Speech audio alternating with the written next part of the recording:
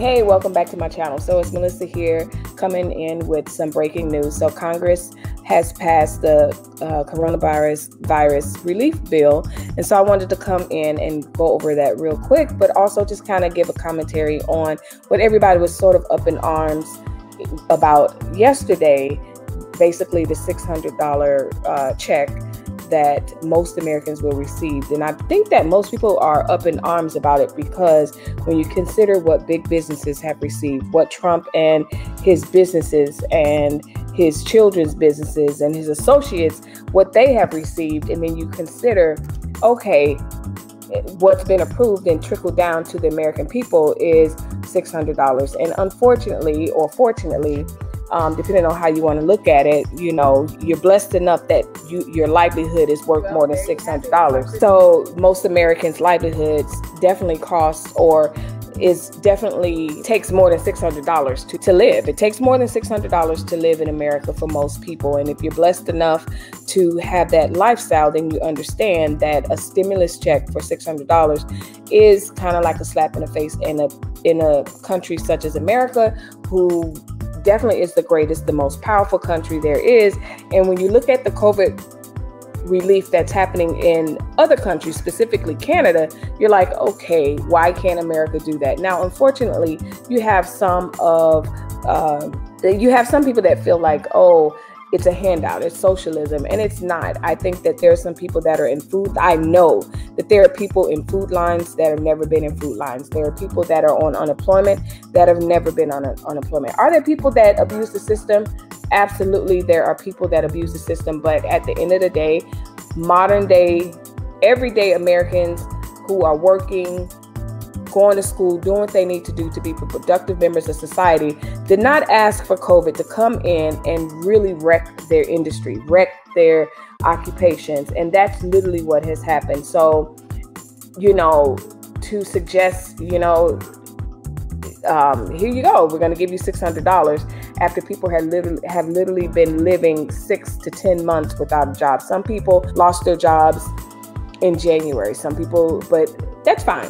Let's fast forward. Let's just say it's April. From now to April is still a significant amount of time to be without income. And again, I understand that there are people that abuse the system, but that's going to be anywhere across the board. And, you know, can we or should we punish everyday working Americans because there are people that are going to abuse the system? Like, for an example, for me, I'm kind of torn when it comes to the rental moratorium on rentals, evictions, because I do think about the people that really are able to pay their rent. And I think about the renters because, you know, landlords need to pay bills. They have bills to pay. So it's a catch-22. But at the same time, what's really the answer? You know, how do we do that? What does that look like? But the problem is ultimately, there doesn't seem to be any question about finances and integrity and all of that when it comes to funding large business, when it comes to funding Trump's children and his associates and his allies and those in his pockets. You know, no one's questioning, you know, their integrity and what they're going to do with the money. And what we're finding is a lot of these people that have gotten these huge PPE loans have really, of course, you know, they claim to have 20 employees and really didn't have 20. They paid 8 and kept the money, you know. So while people are arguing like, oh, $600, that should be enough, we all know that that's not enough. And I'm going to be an advocate for people that really, really need that funding, that they need it. And if they didn't need it, most people wouldn't be waiting around for it. Fortunately, most people that I know are not struggling as a result of COVID. We've been blessed to be able to, like my mom and I and my children. I remind my children, and every chance I get, you know what, our lives have not skipped a beat. So don't you dare complain. Don't you dare anything. But everyone's not that fortunate, and so when it comes down to this relief bill and it comes down to this $600, a lot of people are feeling like it's a slap in the face. And so leave a comment down below. Tell me what you think about that. I do get it, big government in small business, but at the same time, no one questions that when it's a loan to big business and when it's loan to big associates and when it's loans to superstars.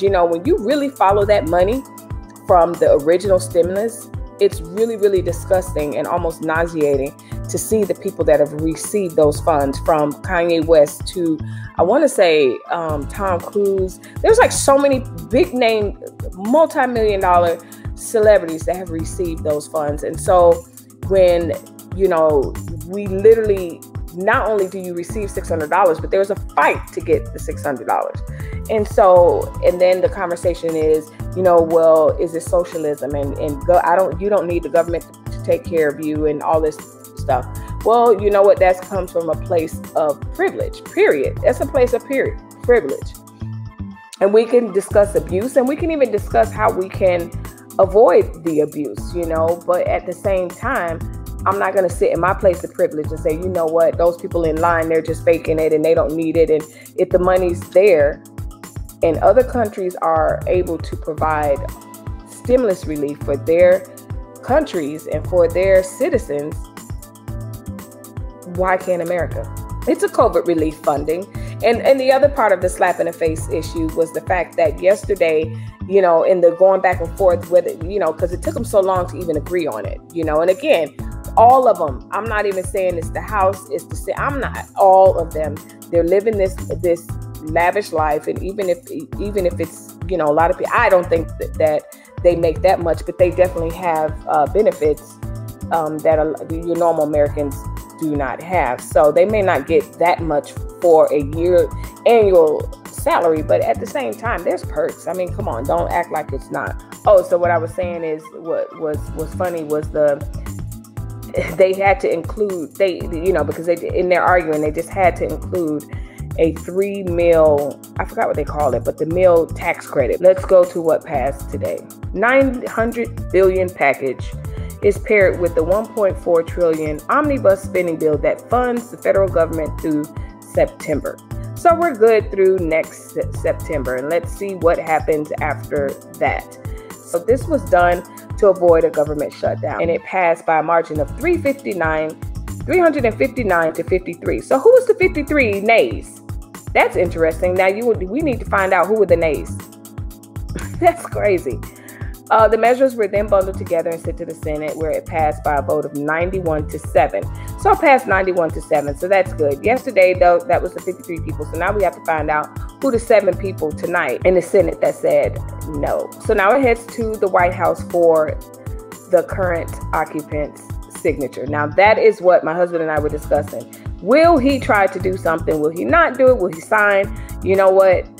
Time will tell. Only time will tell, because as erratic as this man is and as mad as he is that he lost the election, I would not put it past him.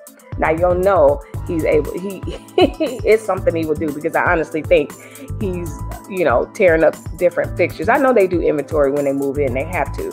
So, I don't know, but I just imagine him going through the halls of the White House and just really fuming and really, tearing up stuff on his way out. $300 per week in enhanced federal unemployment benefits. So again, when COVID first hit and a lot of people ended up on unemployment, there was an enhanced $300 that went along with the basic unemployment.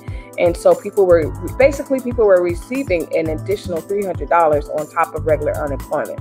Again, is it best?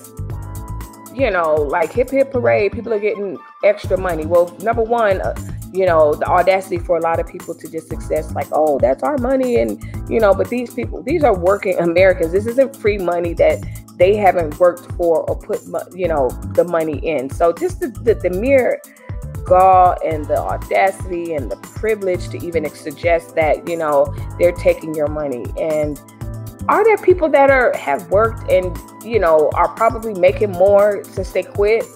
Absolutely. Like, I'm not going to say that that's not the case, but we can't penalize the people that really, really need these funds because of the few. And so that's where we just need to bump the fraud investigations for protection, for an added protection. That's the only thing you can do at this point. They also approved $284 billion in loans for businesses through the popular Paycheck Protection Program. So again, the last one was interesting to me.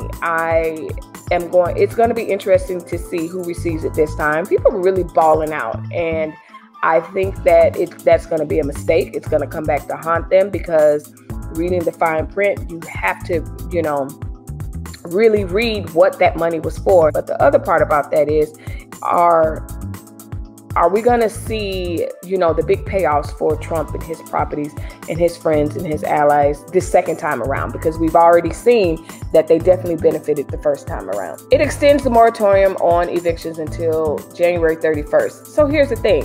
Again, I just would hate to be a landlord right now. I would hate to be a landlord, because the moratorium has been going on, and now it's extended for another month. And, I don't see anything, and I have not heard anything. And leave a comment down below if you have heard something, or if you're a landlord. But I have not heard where they get the protection, say, okay, fine, we have this moratorium, so you're not going to get the money from your renters, but we'll give you money. We'll give you funding to cover that. I have not heard anything about that, but it's just unfortunate, because those people need to feed their families. Those people need to pay the mortgage, though, and they're not giving, as far as we know. I mean, it is what it is.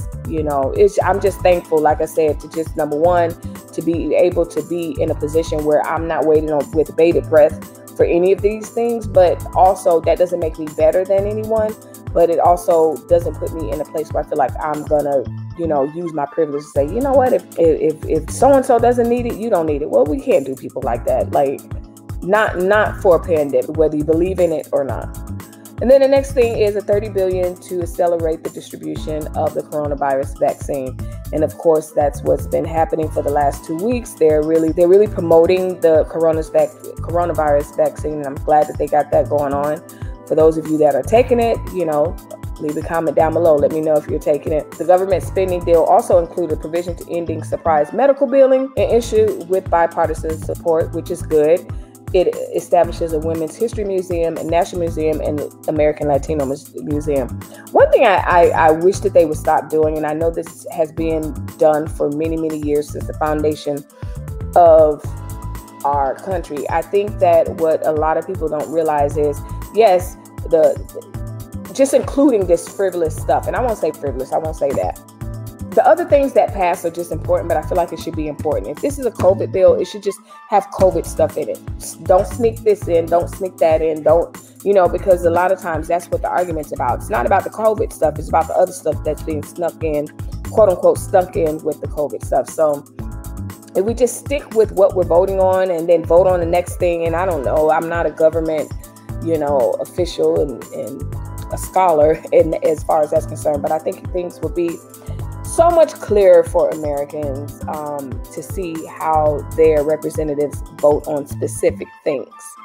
Because a lot of times, how I was saying that those no's could have literally been because of the National Museum and not the COVID relief, but we will never know that. So anyway, like I said, the $600 are definitely half the amount that was given before under the CARES Act, and Americans who made less than $75,000 in 2019, you are eligible for the $600 with payments tapering off for those who made up to $100,000. So again, you have someone who lost their job in 2019. Let's say not even 2020. They made $100,000 in 2000. And they were business owners and they were doing very well. And they made all this money in 2019. 2020 hits, April 2020 hits. The industry, they own a gym per se. They own a mom and pop store. Like, these are the people that have been hit so hard because of the pandemic.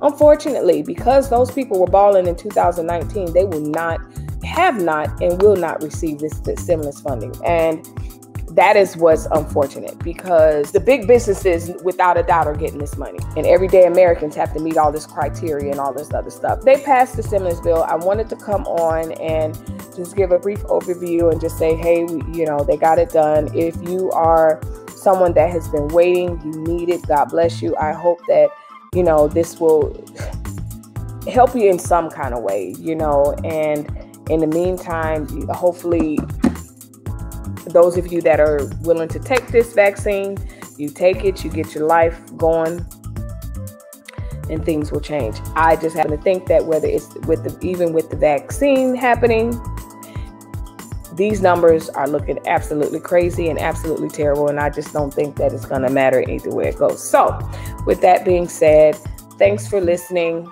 I will check back with you guys if anything else breaks. Bye-bye.